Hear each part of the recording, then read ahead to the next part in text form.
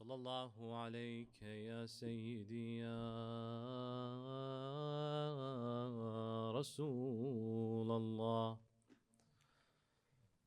صلى الله عليك يا مولاي يا أبا عبد الله، يا رحمة الله الواسعة ويا باب نجاة الأمة. غريب يا مظلوم عطشان كربلاء، سيدي إن لم يجبك بدني عند استغاثتك أو لساني عند استنصارك، فقد أجابك قلبي وسمعي وبصري. لبيك داعي الله، لبيك لبيك يا أبا عبد الله، لبيك. ما خاب من تمسك بكم وأمن من لجأ إليكم سادتي. يا ليتنا كنا معكم فنفوز فوزا عظيما. أما بعد، يقول الله في كتابه الكريم: بسم الله الرحمن الرحيم. وإذا قيل لهم لا تفسدوا في الأرض قالوا إنما نحن مصلحون. آمنا بالله. صدق الله العلي العظيم. Please bless this majlis with a very loud salawat ala Muhammadin wa ali Muhammad.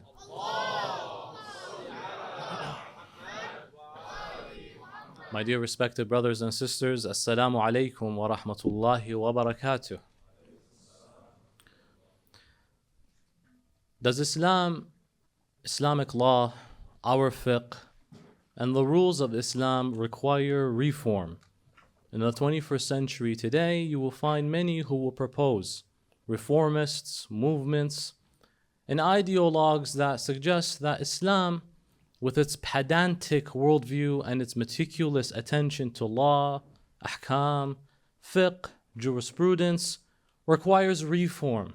That these scholars are still living in the archaic medieval ages and haven't kept up with the real world today. The real world has issues that perhaps the Quran will not highlight, does not address. Reformists and critics of Islam emerge that will tell you quite clearly that this is a medieval backwards worldview which is leveled with foundations of archaic medieval laws. And if only Muslims would reform their Islamic jurisprudence, that these scholars would come forth and just get with the time, people will live optimally and will have a more fulfilled life. Figures and critics, you've seen many of them. Ayaan Hirsi Ali, she's a Somalian critic and now Dutch member of parliament, who makes it very clear that, look, I was born Muslim, but Islam and its values completely threw me off. Those who study the faith and its laws will realize that it's a very critically challenging and difficult to maintain kind of worldview. Therefore, many will be led to this notion, especially in conjunction with very simple to explain or to look at, or worldviews that have virtually to no laws, like the appeal to Christianity. Many of our youth will become brainwashed. If I make the comparison, I notice, for example, many of my Christian friends not living the strict, stern life that I have. Maybe be me a sister who has to adorn the hijab, or a brother who has rules left, right, and center just regarding ablution, just regarding purity, just regarding impurities. The list goes on and on. And of course, in light of that, many of our youth, especially with the exposure of the internet, will actually fall prey to many of these thinkers, reformists. The religion needs to change. Is there any merit to that? Has this happened before where we found examples where genuinely Islam has changed? The future, what does it look like? Are we really living in the past and everyone else is just ahead of us? You find the age-old allegation that always is thrown at us, especially in Iraq, that mankind reached the moon and you're still talking about tahara najasa. They always like to compare that as an example to juxtapose the reality of where we've reached thus far, as if Islam has nothing contributed to the world sphere. I would like for all of us, inshallah ta'ala, to examine the impact, the effects, the ways of people and reformists, and genuinely address the question with clarity and scrutiny: do our Islamic laws require reform? If so, where? Or if not, how can we justify that? And lastly, is there a role where the Imam of our time, Ajjalallahu ta'ala farajahu sharif, will serve when it comes to reformist movements? How do we analyze the ahadith that show us, whether you look at the book of Al-Ghayba by Shaykh al-Nu'mani or the works of Shaykh al-Saduq? When they analyze Sahib al-Amr, they will come and tell you that he will come with so much to offer that it's as if it was a new religion all again. Let us all look into this worldview, this notion, this critique after a very loud salawat ala Muhammad wa ali Muhammad.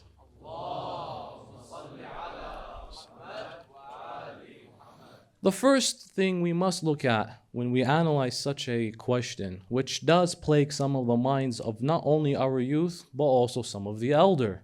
People fall prey to the idea when they see famous, especially famous influencers who are very popular that will tell you, look, Islam is living in the old ages.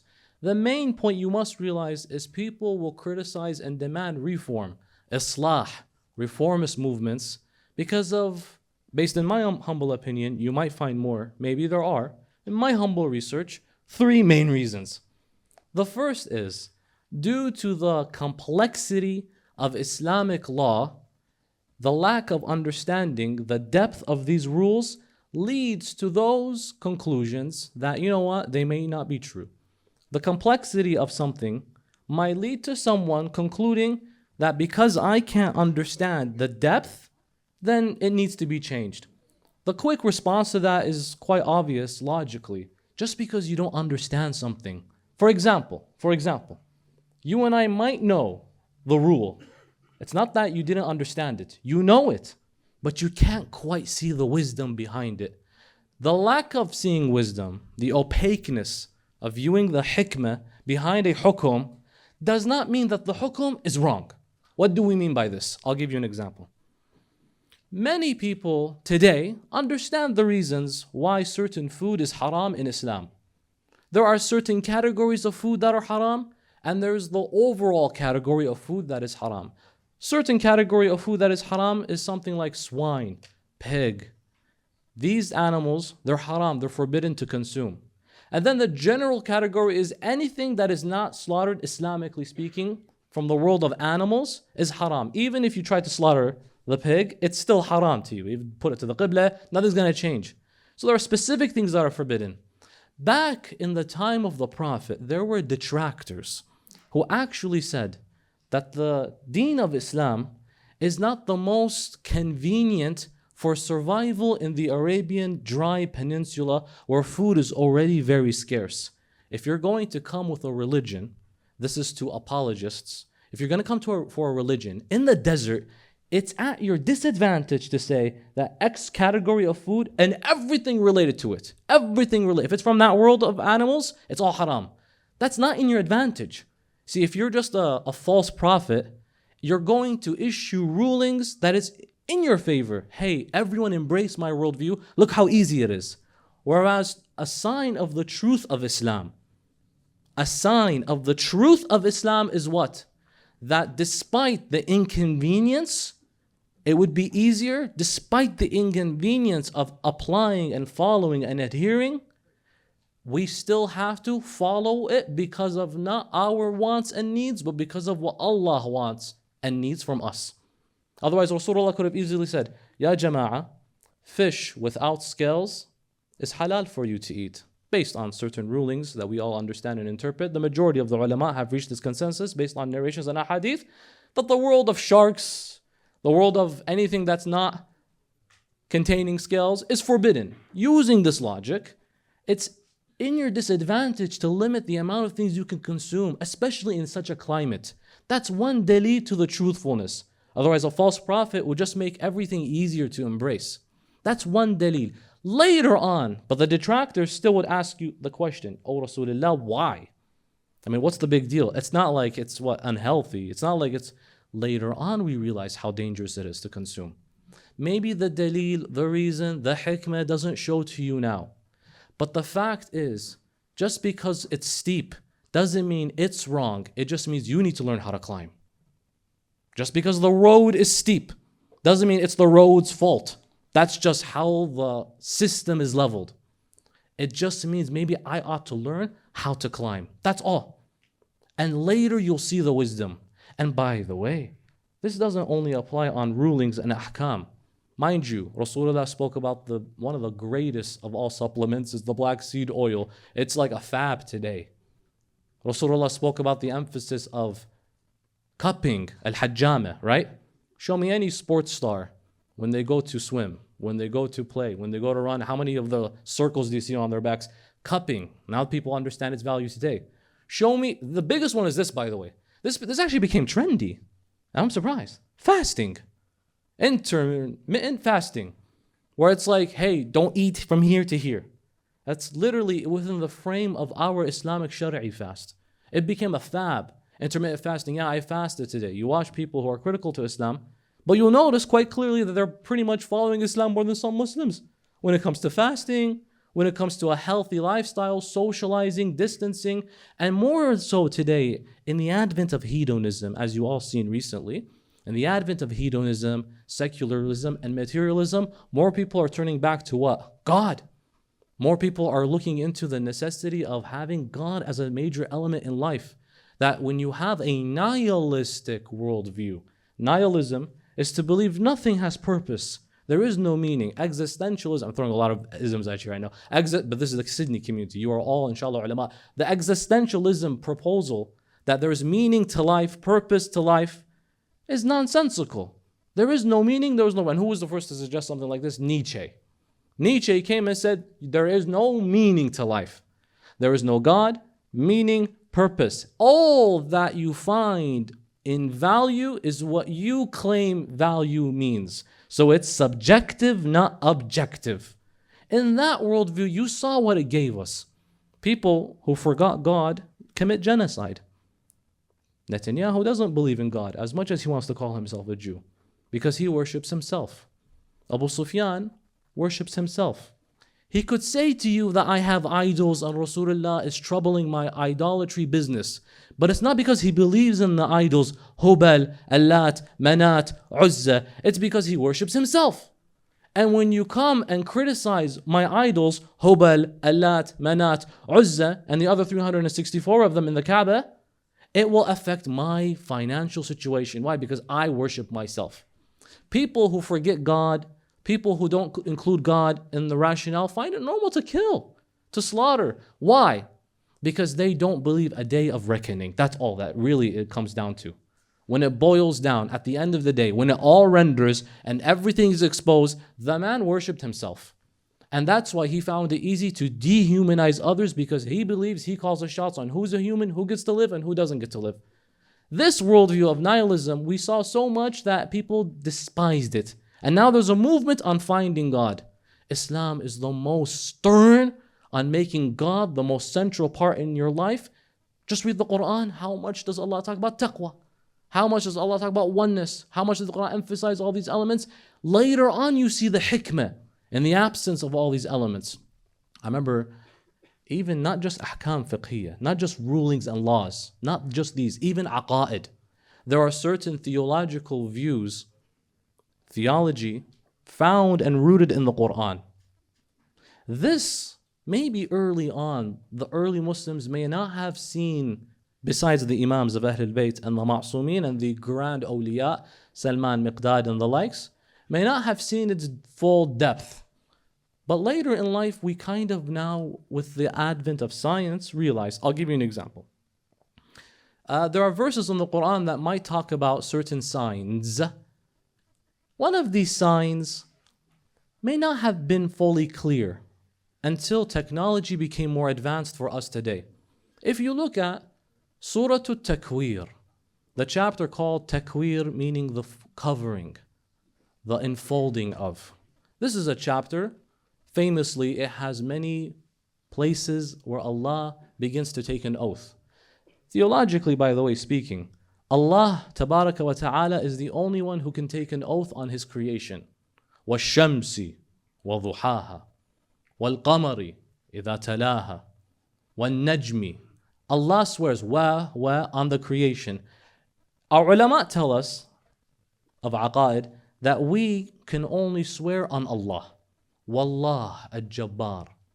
But we could say for the sake of 1, 2, or 3, Ya Allah, bihaqqi Abul Fadl al-Abbas, for example. Allahumma inni as'aluka wa atawajjahu ilayka binabiyik. You're invoking a prophet or someone close to get closer to the source. But as far as taking an oath, lillahi alayh. Allah is the only one. Allah is the only one that can swear on His creation. And Allah swears on Himself. Surah At-Takwir, if you go to ayat 15 and 16, there are verses, initially, I suppose the early Bedouin, the early Muslim might not have understood necessarily the full depth of the gravity. It goes as such. فَلَا أُقْسِمُ بِالْخُنَّسِ الْجَوَارِ الْكُنَّسِ. And I swear by that which is called al-khunnas, of which it is jawar and kunnas in its nature. If you look at the world of tafasir, you find clearly that many of those, like Sa'id bin Jubair, came forth and he says, Al-Khunnas is a cow that hides and runs fast when you run into it because it hides and runs fast. Because the term khanasa means that which avoids you, is invisible. That which is visible but is no longer visible. If you look into the tafsir of any member of the Mufassirun, be it of Tafsir al-Qummi, Tafsir al-Mizan, these are Shia. But if you look at even Ahlul Sunnah, Tafsir, for example, Ibn Kathir, Fakhr al-Din al-Razi, Mafatih al-Ghayb, you can look at all of the exegetes. There is a hadith that says, قال Ali ibn Abi Talib, that he said clearly, on the member of Kufa doing tafsir of this holy verse, they asked them, Ya Amir al-Mu'minin wa Ya Abul Hassan, wa mal khunnas? And what exactly is this thing that you're describing? What is this that vanishes and comes? Of which is jawar and kunnas in its nature. Imam Ali salam said, Hiya nujum allati la tura. They are the stars that are unable to be seen further. Apply this to the Holy Quran, you find an interesting conclusion many ulama have reached. They will tell you, and amongst them Ayatollah Shaykh Nasr al-Makaram al-Shirazi, he mentions this. In fact, Alama Tabatabai even mentions this as well. He says, perhaps applying this hadith by Ali ibn Abi Talib, you find the following. Allah, in a series of taking oaths on some creation, He's swearing on massive things. وَإِذَا الْمَوْءُودَةُ سُئِلَتْ بِأَيِّ ذَنْبٍ قُتِلَتْ. He swears on massive moments in time. Something innocent is killed. When the seas envelop, when the stars take over. Then he gets this bit. A cow that runs and hides is not really significant. It's not a massive event. But if you apply the star example, you have what appears to be Imam saying that the Quran is alluding to that Allah is swearing by something that is a star which is no longer visible. Al-Jawar al-Khunnas are descriptions of that thing that Allah is swearing. Jawar from the term Jariya. Jannatin tajri min tahtiha al-anhar khalidin. Jari means fast. Tajri, fast, Jariya. So the star that is no longer visible is fast. What does it also do? Jawar al-Kunnas. Now, how do you say vacuum or sweep in Arabic? Huh? Help me. Kanasa, maknasa. It sweeps something away. I'm not going to tell you what you're thinking about, but I think we all reach an interesting conclusion that Imam Ali ibn Abi Talib may have alluded to something that we discovered in 1971. And in 2019, we first saw the digital image of it. It's called the black hole. Can it be that? Allahu A'lam. But there seems to be a lot of sense making. And the beautiful thing is, go to anyone else. They take you to cows that run and hide. Go to Ali ibn Abi Talib, he takes you to space and back.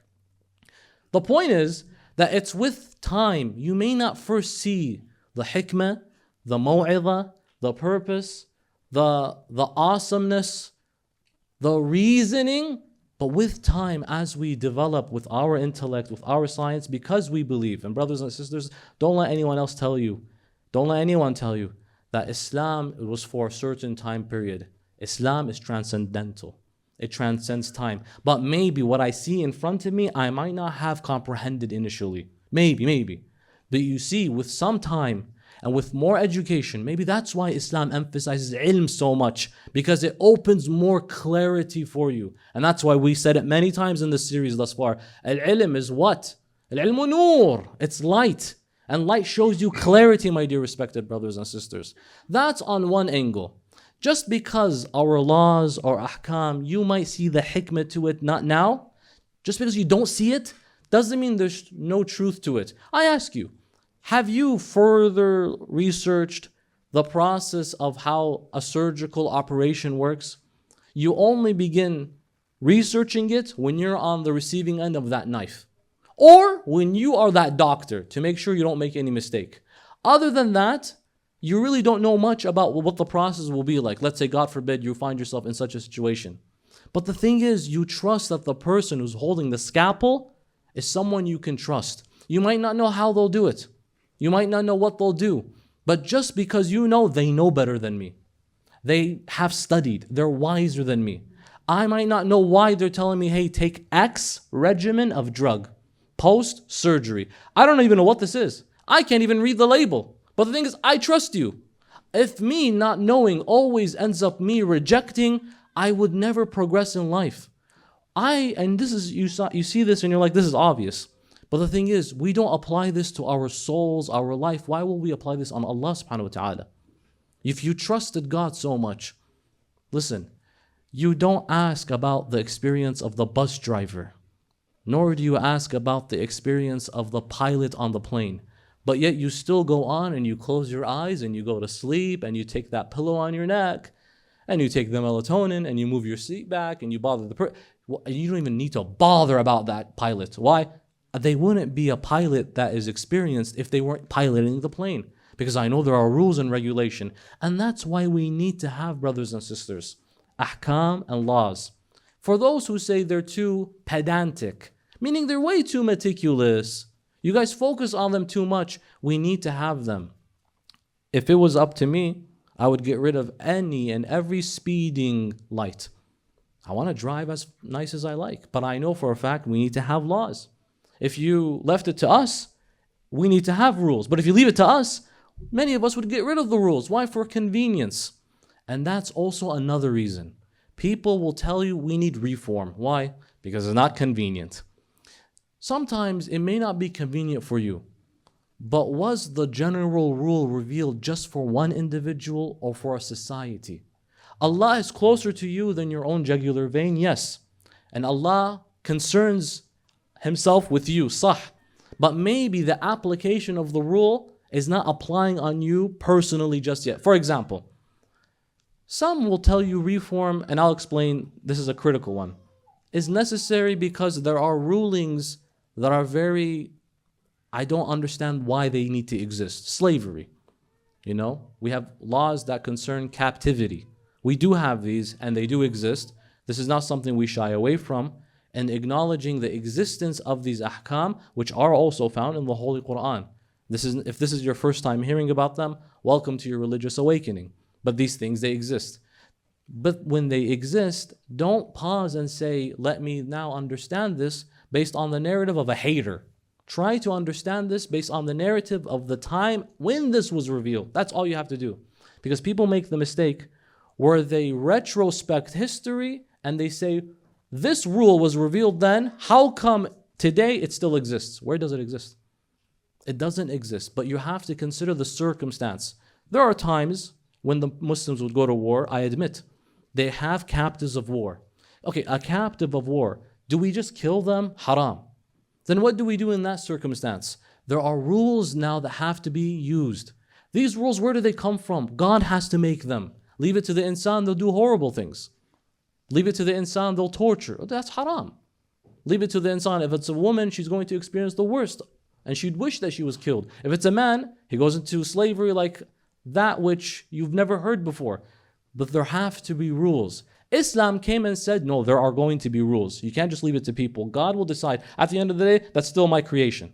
At the end of the day, that's still my creature. That's still an insan. And there are rules. And Rasulullah, but the first of these rules is, hey, if you teach any of you captives of war, one of our children, 10 of them, how to read and write, you're free. How to read and write, you're free. In fact, it was an honor to be considered a slave to the Ahlul Bayt.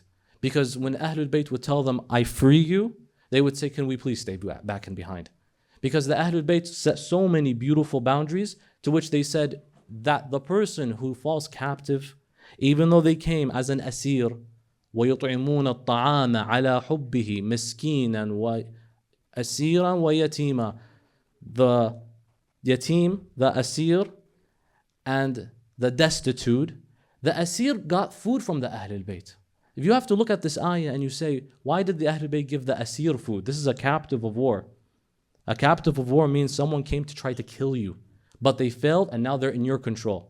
These are, I mention this, I'm emphasizing this. Why? Because many of the detractors will use this against us. Your Islam is backwards. I have a question. When Islam was revealed to the 7th century Arabian Peninsula, does it come with rules only for the 21st century and just forget the 7th century Arabian Peninsula? It has to first address the real world current events. It has to address. That's why there are ahkam that are contingent on time. And don't get me wrong. There are ahkam that are contingent on time that don't transcend time. Verses like, فَإِذَا بسم الله الرحمن الرحيم فَإِذَا سَلَخَ الْأَشْهُرُ الْحُرُمُ فَاقْتُلُوا الْمُشْرِكِينَ حَيْثُ وَجَدْتُمُوهُمْ وَخُذُوهُمْ وَاحْصُرُوهُمْ وَاقْعُدُوا لَهُمْ كُلَّ مَرْصَدٍ. This many, I don't know, you guys don't got Fox News. But what's the equivalent of Fox News here? I don't even know. Squanny? Squirrely. I would sky, more like Jahannam. In this context, brothers and sisters, they will cherry pick, this is an archaic religion and it needs reform now. Why? Why do you say so, Mr. Sky News? It's because that this is not something that can live in the 21st century. I remember, Ya Waili, in Michigan, they tried to pass the Sharia law ban. But the Sharia law ban is such a, this is the member, so akhlaq has to always be there, but it's such a silly thing to do. Why? Because it's as dumb as saying we're going to ban the holy month of Ramadan.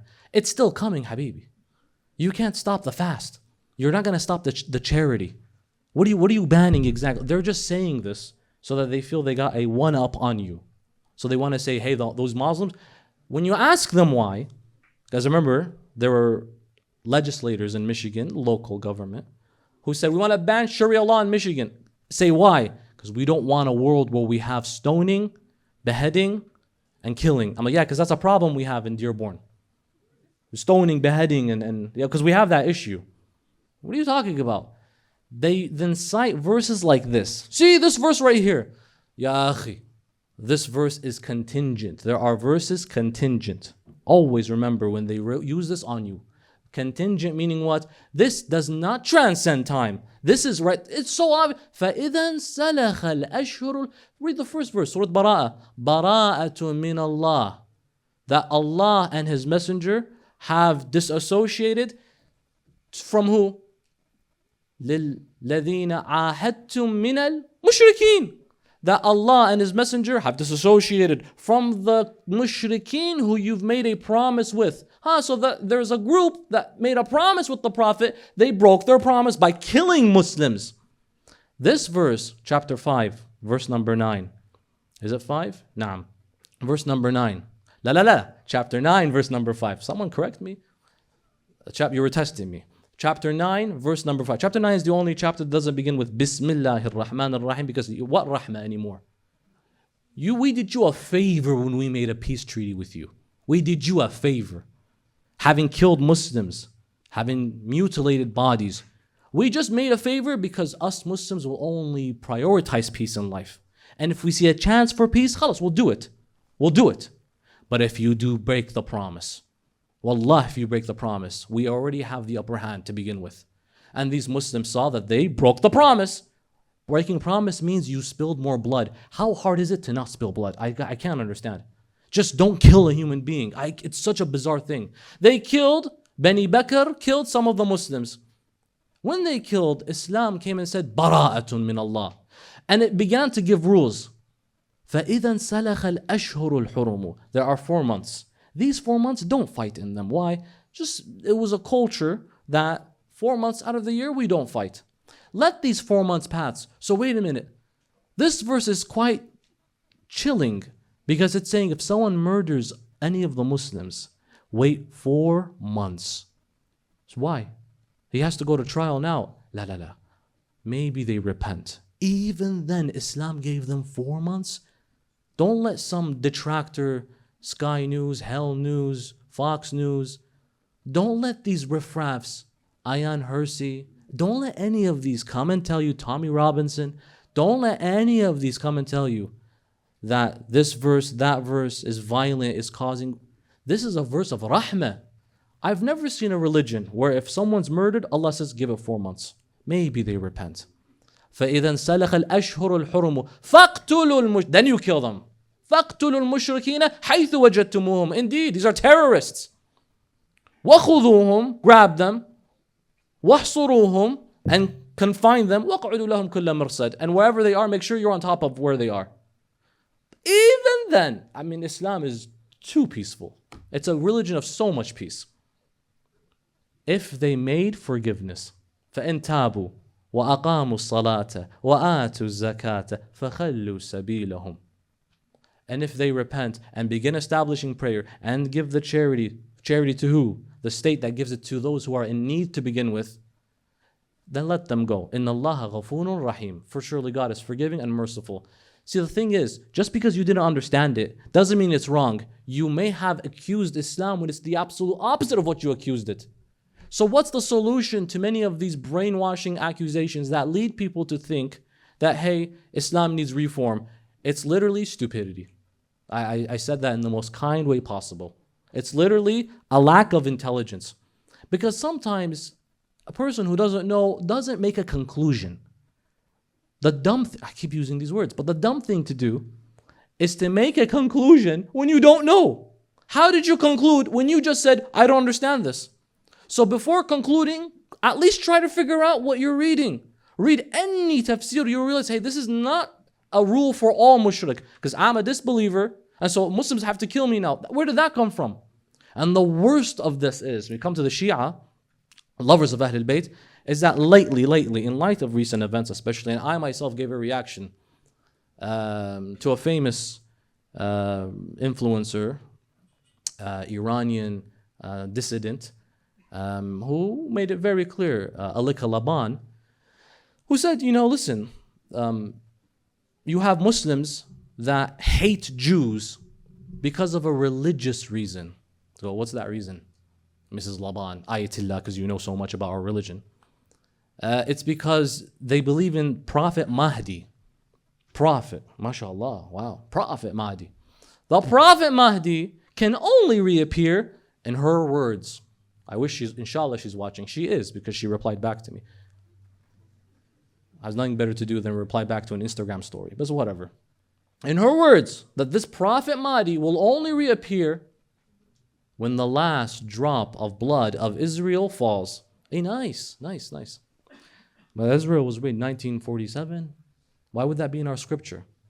Or why are there Jews living comfortably in Shia countries, having representation in parliament? Why don't all Shia go around slaughtering Jews? Because that's not our religion. That's your religion. That's your worldview. You find it normal to break buildings on people and kill children. That's your worldview. That's not mine. Where did you come up with? You're lying. Why are you lying? Why make up stuff? I know you hate us, and I know you hate our leaders, but you don't have to stoop so low with Shia phobia and vitriol and venom through your teeth and lie. You don't have to lie.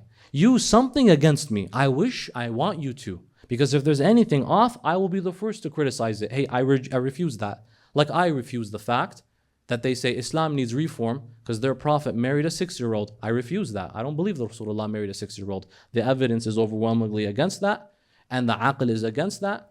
But some Muslims believe that. Who cares to some Muslims what they say? Another reason why, we said there were 3. One is the depth of complexity they don't understand, so they conclude wrongfully. Another reason why is when they see other people, non-Muslims, living a more fulfilled life than they're living. That makes them say, hey, why are they living a more fulfilled life and I'm on the haqq and the truth and I'm suffering? Number one, you say to, by the way, this is a question that I get so much from my young brothers and sisters, and I understand where it's coming from. You look at non-Muslims, you look at hukam, you look at leaders, and you're like, well, they seem to be too happy, and I'm suffering. It ain't easy. It's not. I agree. It's not. Because in the world of truth, the people of the truth will always be on the receiving end of haters. And that's why you're a Shia. Allah made you a Shia because Allah knew you're cut out for it. Number one, because Allah, لا يكلف الله نفسا إلا وسعها. So the fact that Allah made you Shia means that you're made for it. Means that you can handle anything thrown at you. You're Shia follower of Ahlul Bayt.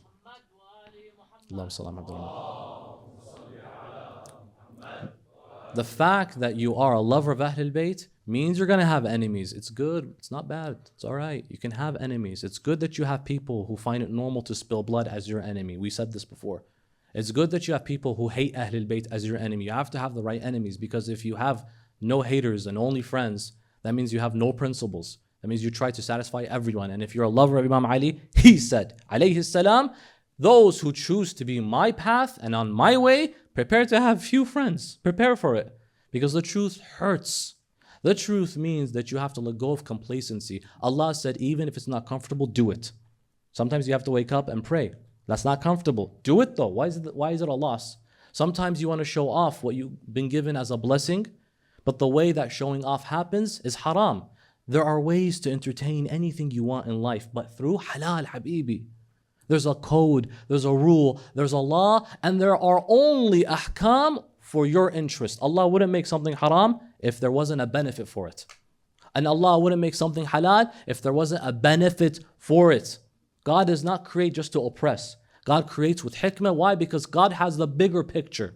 And I tell you, genuinely, do you really believe those who seem to have a more fulfilled life than you are actually happy? If that was the case, Anthony Bourdain would still be alive. He had the best life. You know who Anthony Bourdain? He traveled, he went to Lebanon. He traveled the world. All he did is eat and visit countries. He had literally had everyone's ideal life. Famous, everyone loved him. He had the world going for him. He kills himself. He hangs himself. Why? Because he felt empty.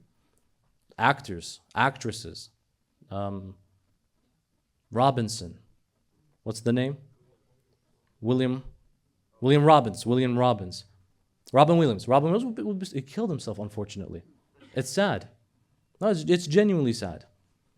It's actually sad. But you say, why? Why did that happen? You're rich. Millions of dollars. You have everything going for you. Actresses and actors who go to court and everything displayed on live television. Like the Johnny Depp and Mrs. Heard thing. It was the most embarrassing thing you've ever seen. But we were watching it like it's just pure prime entertainment. And you just can't wait for the next season. But the reality is that's a person's life. Livelihood, their personal critical details are coming out. Who wants that? Are you really happy? Become depressed, chilling, and you always try to aim for the next. If they're rich, I have to be richer. You're never satisfied. The looks might deceive you. But like that one poet says, not all that glitters is gold, ya hadli. Not all that shines and is glamorous is actually joy and happy. That selfie you saw online, him and her looking like the perfect couple, they were literally just fighting before the photo was taken. And then when they got together, they're like, hey, just for the gram, smile with me. And after they finished and they posted it, they went back to fighting and not talking with each other. This is a reality. Don't be deceived, please. And there are people who sleep at night, they have no purpose and aim. No goal, they don't know where they're heading, where they're going. They don't even know where they came from. You at least have some logic of your sense that tells you there is a judge at the end of the day. That the person who harmed me won't get away with it. Does that not give you peace and comfort at night? For those who tell you Islam needs to be reformed. Why? Because you as Muslims, the example is that you're not really doing too well compared to non-Muslims. Or are they doing well? Are they doing well? They're dealing with more heat. At least I know I have values. I might not have money. What's the sign of success? Clean streets and tall buildings? Is that it? Because your countries are suffering. Number one, I criticize many of these places as well because of their complacency.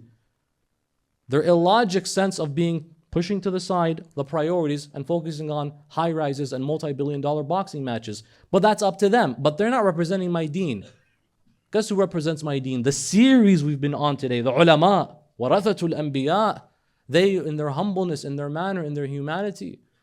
The other issue is Islam hasn't really addressed real world issues. That's not Islam's fault. Islam is perfect. Muslims are not. Islam is perfect. Muslims are not. So you'll find flaws occasionally. Is that a reflection of Islam? No. The last I checked, 14 were perfect. Beyond the 14, you'll find people with flaws. But our ulama are literally at the front, at the drawing board right now as we speak, addressing issues. In the Hawza today, you'll be surprised. There's a Bahath Kharij class. This is the most advanced class that can be taught in Najaf. This is where your ulama are created. This is the manufacturer of the scholarship that we all know and love. They're talking about artificial intelligence right now as we speak. They're literally speaking about bioethics. Ayatollah al-Uzma al-Shaykh al-Mujahid al-Shaykh Hassan al-Jawahiri has written a 9-series volume called Al-Fiqh al-Mu'asir, Modern Contemporary Jurisprudence and Islamic Law. In it, he looks at credit cards, banking, interest, economics, real-world issues, biogenetic engineering. Is that shari'i? Is it ethical? What are the ahkam regarding this? How do we apply laws and rules? Al-Fiqh al-Mu'asir, one of the most beautiful, extensive works today available. Those that tell you Islam is in the back, raj'i, that it returns, it doesn't progress, not necessarily, no. And if you look at advancements in technology, we were the first to create. We were the first to be ahead. When we just look at history, it's quite clear. Language, translation, sciences, works, when many people and places were still discovering how to shower and bathe. Muslims and what Islam contributed to the worldview of algebra, of science, of mathematics, of Plato's Republic. This is a Greek thinker, first translated by Muslims. Otherwise, it would have been just forgotten. And today, it's like a framework for many philosophical thinkers of how to have a just government. This doesn't mean that because an empire didn't contribute much, that Islam is at fault. I'm the first to criticize this. Another issue is misinterpreting rulings. You have people who will tell you, number one, that Islam is yeah, sure, Muslims are faulty, but Islam is faulty too. Like how? Here's a ruling, and this is flat out wrong. I'll give you an example. I know a person. I used to live before Michigan in a different state. In this state, there was a brother who converted to Islam. He's a doctor. He works in the laboratory. And he says, I became Muslim and I'm happy and I want to join you guys and let me show up to the masjid, tell me the programs, and he comes. The thing is, he stopped showing up, so we inquired, where is he? And so when we looked into it, he told us, listen, I've left Islam. I did my research and I'm out. Like, why are you out? He said, because I read a hadith and this hadith threw me off. Which hadith? Which hadith? I'd like to know. What hadith threw you off? That made you leave Islam, bro. He says, this hadith is sahih. You're not going to tell me anything about it. So what's the hadith? He says, it's in Bukhari. I'm like, bro, just say the hadith. Says the hadith, and this is genuinely the tradition that made someone leave Islam. He's like, because I have a brain. How does this work? Says, if a fly, supposedly narrated by the Prophet, as per Abu Hurairah as usual, the fly fell into your food, eat the fly with the food. Because one of the wings has a disease and the other wing has the cure. And the cure always overpowers the disease. He's like, say it, bro. I am a doctor. I work in labs. I know just in one wing of a fly, it has hundreds of potential diseases waiting. That's just a wing. You're telling me disease, cure. This prophet of yours, if he's truly the haqq and truth and God sent and dispatched and God's emailing him daily and he's getting direct messages, then either he's wrong or God's wrong. And I don't think this is a religion I'd like to follow. I said, Habibi, I am the first to reject such nonsense. Relax. But it's sahih. No, it ain't. Depending on the worldview you come from. And even in the worldview you come from, maybe, there are those who will tell you, listen, not everything is necessarily reliable from the world of traditions and narrations. The only book that you could say is sahih is the Quran al-Kareem. Beyond that, there could be human error. But I am the first to look, I reject this, man. Come back, man. Come back and see the pearls of wisdom and the gems that await the thaqalain, that await this beauty, that await the world of science and genuinely in Islam Ahlul Bayt. This isn't necessarily a pitch. Hey, come and join us. I'm preaching to the choir here. But just remember and remind yourself that we are the only worldview that encourage you to study sciences outside of Islam. We encourage you to do that. And because it's not necessarily outside of Islam, you'll find God in any sign you look into. Imam Amir al-Mu'mineen alayhi salam said, he says, al-ilmu ilman. Science, ilm, is two. Ilmu al-adyan, science of religion, wa ilmu al-abdan, science of anatomy and biology, and all of these intricacies. Study them. They're very beautiful. You'll find God everywhere. It's not that you have to sacrifice one or the other. The last vice president of the States genuinely believed the earth was 6,000 years old. He was an evangelical, and he genuinely believed that the earth is 6,000 years old. He had a lot of faith, mashallah, because he's like, look, even though the science is against it, I'm holding on to my faith. Mashallah, it's impressive.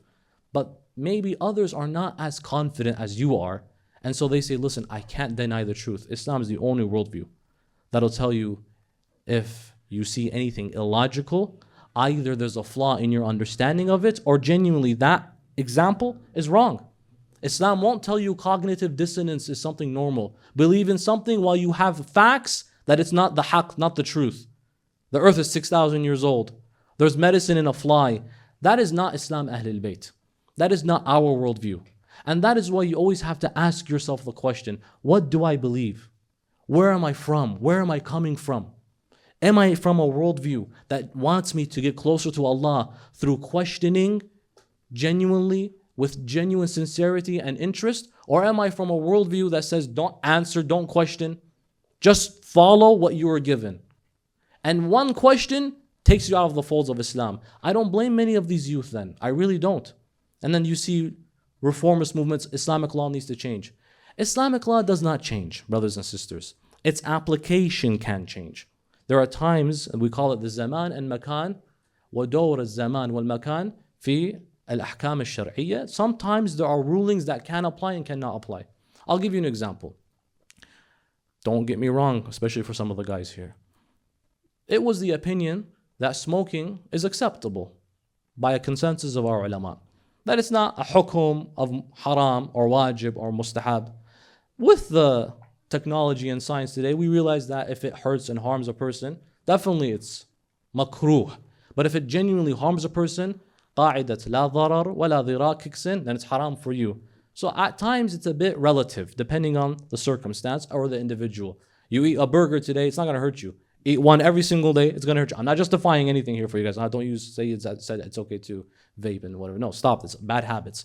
But Ayatollah Sayyid Mohammed Hassan Alsheraa, one of our maraji', he issued a fatwa on something that at the time is not haram or halal, mustahab, makruh, it's not anything.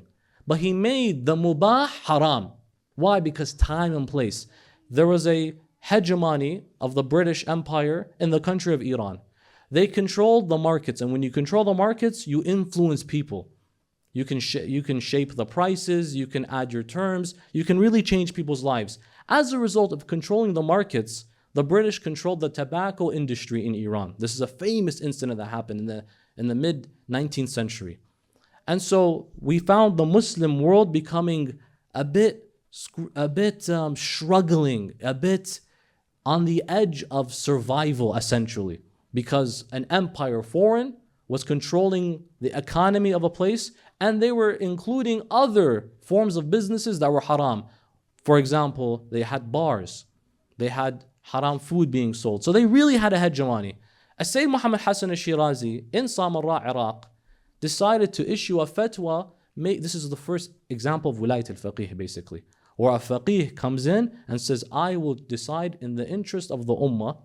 I can make that which is haram halal, and that which is halal haram. You have to have a wilaya and authority to be able to do that. He says because of the greater good of the ummah is contingent. He makes smoking haram, even though it's pretty much neutral, mubah.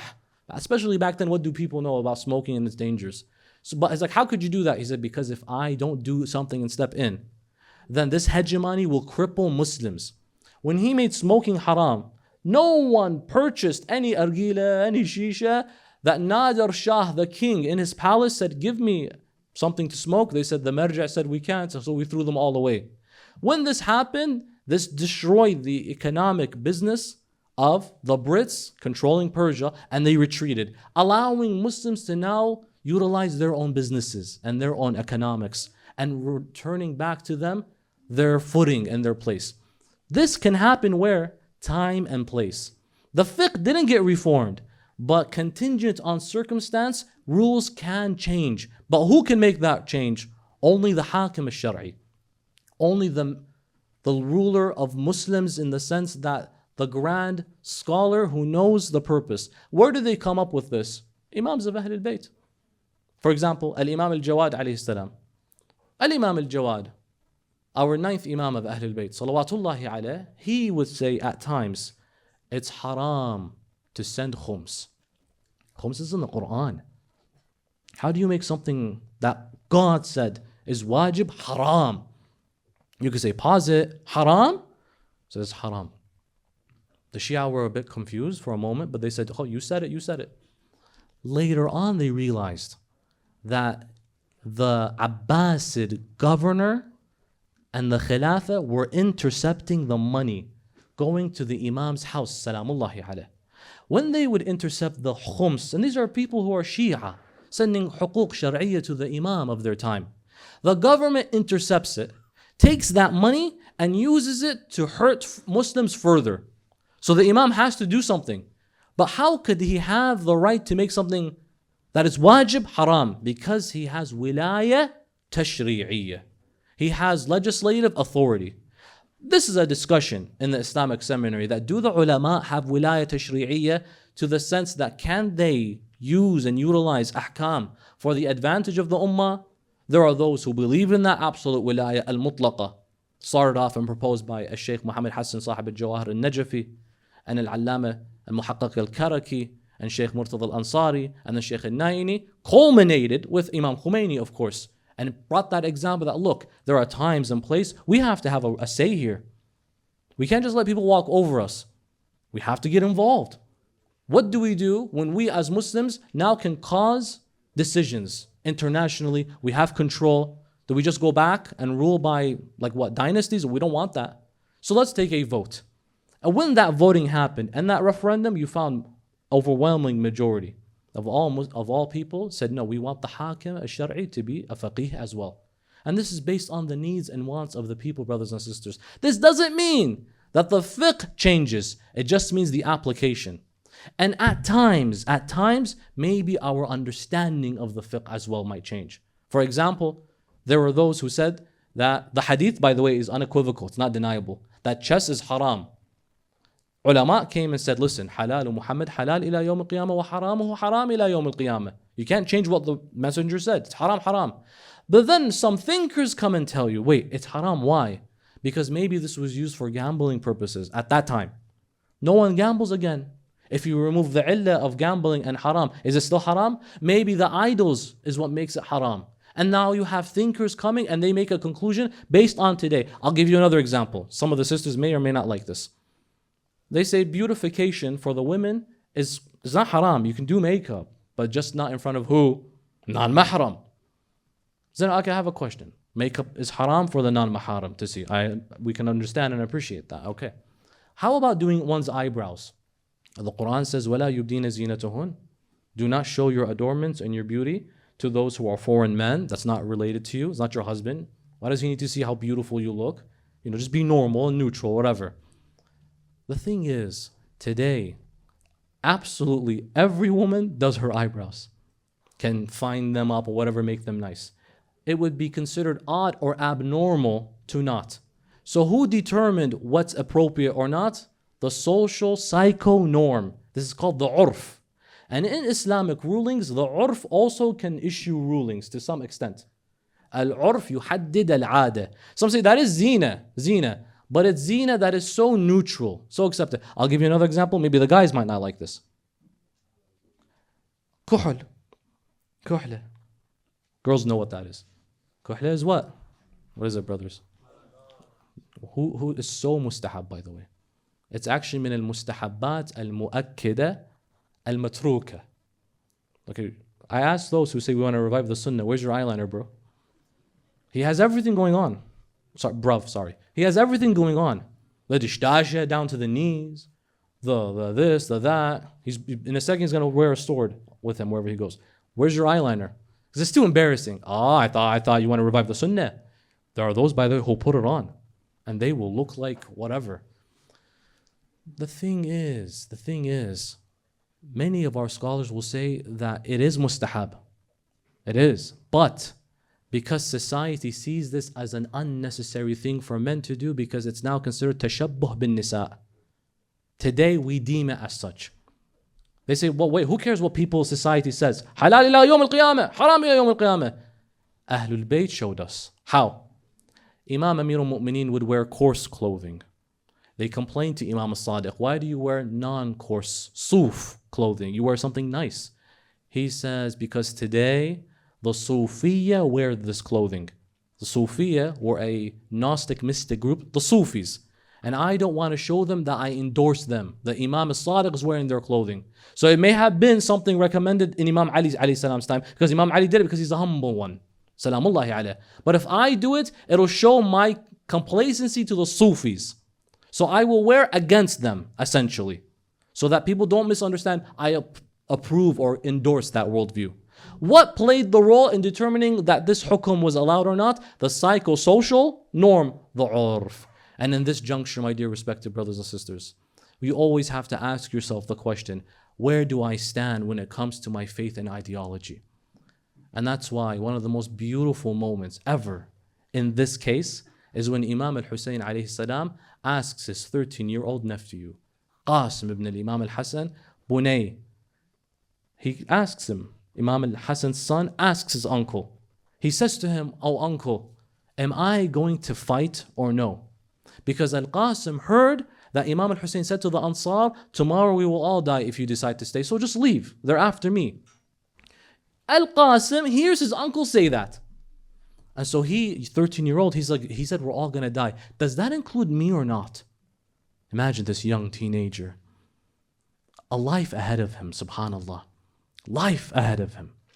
He could literally be exempt. In fact, the soldiers of the opposition would probably exempt him. He's just a little boy. He says, uncle, does that include me when you mentioned we'll all die tomorrow? Imam al-Hussein doesn't have the heart to tell his nephew yes, because the Imam has been informed that all his Ahl Bayt will be killed, all of them. So he just asks him a question. He says, Bunay, كيف رأيت الموت? And how do you see death? If I tell you yes, it might hurt you. I want to know, how do you see death? The most beautiful line in all of time. If you were to say this is not included, it would be an injustice. He said something so profound. He says, Am, al-maut bayna yadayk ahla indi min al-asal. So my uncle, death between you, within your hands, is sweeter to me than honey.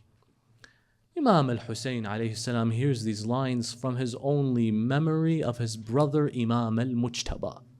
Only living memory of his brother Imam al-Hassan, who on Imam al-Hassan's deathbed says to Aba Abdullah al-Hussein, Ya akhi, yazdalifu ilayk 30,000 فلا يوم كيومك يا أبا عبد الله.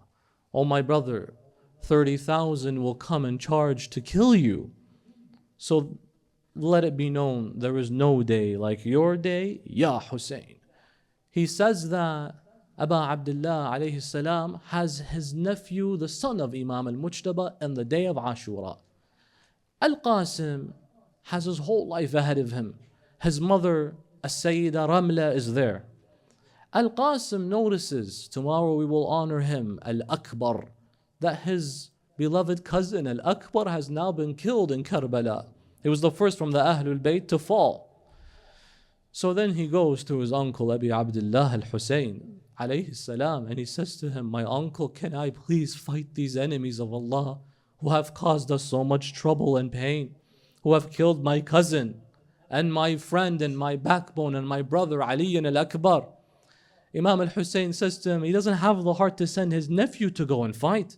So he says to him, how about you go and see your mother? Go see if she needs anything. It's hard to send someone that's basically your soul to go die. Al-Qasim goes back to the tents and he sees his mother Ramla and she says to him, you've returned. He says, he won't let me go and fight. She says, according to some of the narrations, and how about you take this with you? She gives him a note according to a hadith, and she gives him the imam of his father, Imam Al-Hassan alayhi salam. You know, Imam Al-Hassan died in the 50th year after Hijrah. This would be 11 years later. Imam Al-Hussein would see the same imam placed on the head of this 13-year-old who shines. As the a'da would see him, they would say, انظروا إليه كأنه البدر في ليلة تمامه وكماله. He shines like a moon in its full radiance and brightness. As Al-Hassan's son goes to Imam Al-Hussein can't help himself but cry. He sees, instead of his nephew, his brother walking. They would say he resembled his dad so much. Al-Mujtaba alayhi salam. He begins to cry, bi abi huwa wa ummi. And he says, Father, my father. He calls him like my father, Hussein. Let me go and fight.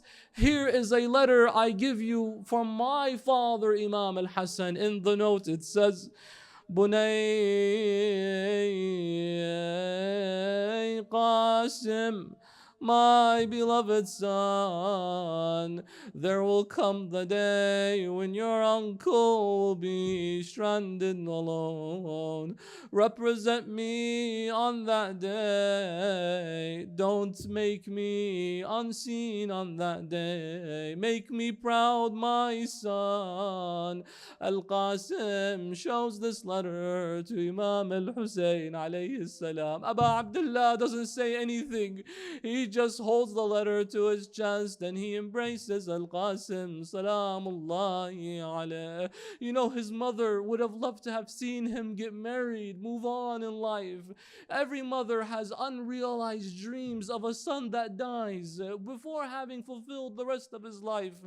And it's like the poet says very clearly, that the poet comes and mentions يوم ذكريني من تمر زفت شباب العرس محروم حنتي دم المصاب. Mother, remember me whenever you see a newlywed. Just know I was deprived of that. Wow, Qasim.